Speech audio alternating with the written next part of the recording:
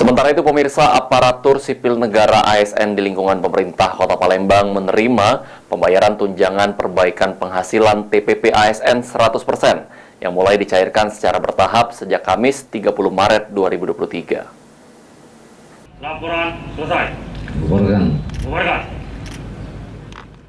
Setelah menerima surat persetujuan pencairan TPP dari Bina Keuangan Kemendagri, pemerintah Kota Palembang mulai melakukan pencairan pembayaran tunjangan perbaikan penghasilan TPP ASN 100% yang mulai dicairkan secara bertahap sejak Kamis 30 Maret 2023.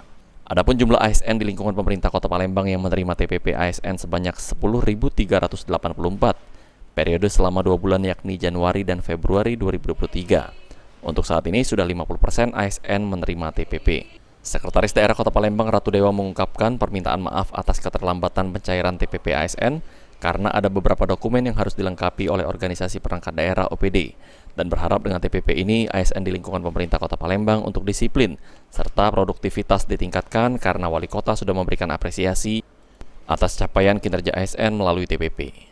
Pencairan Semenjak sesuai dengan janji saya kemarin sebelum di akhir Maret dan itu sudah mulai. Kadang memang terkendalanya kelengkapan dokumen di organisasi perangkat daerah di dinas maupun di badan. itu 100% yang cair Pak TPP. TPP-nya. TPP 100%. Oke. Untuk yang diterima jumlah uang Saya kurang tahu, tergantung besaran dari jumlah ASN yang ada di masing-masing OPD. Pak, harapannya Pak dengan ada TPP ini kepada ASN apa Pak? Harapan saya disiplin, produktivitasnya ditingkatkan. Karena pemerintah dalam hal ini juga Pak Wali sudah memberikan apresiasi kepada mereka, diiringi dengan peningkatan.